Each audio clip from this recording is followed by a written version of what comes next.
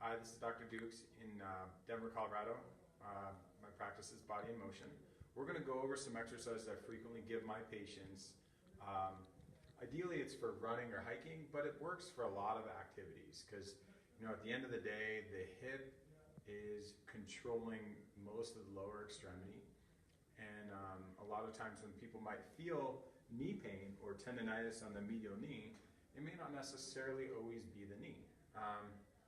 So what I've found is by doing rehab on the foot and the ankle and the hip, it usually eases knee pain.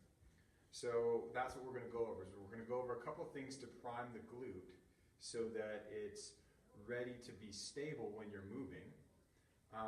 And then we're also going to give a couple directional movements to create basically the load that it's going to feel when your foot pronates or supinates.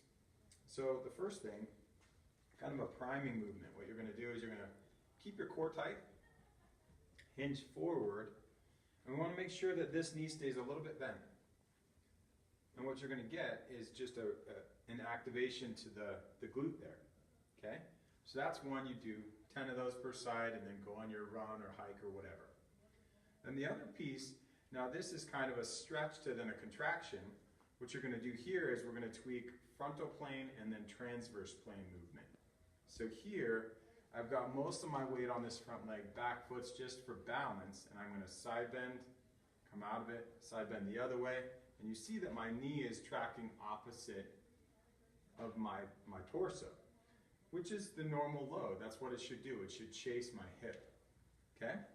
And then if I rotate, it's going to do the same.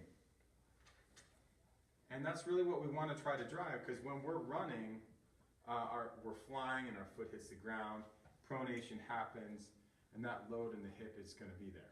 Okay? So at the end of the day, we're working on trying to activate muscles to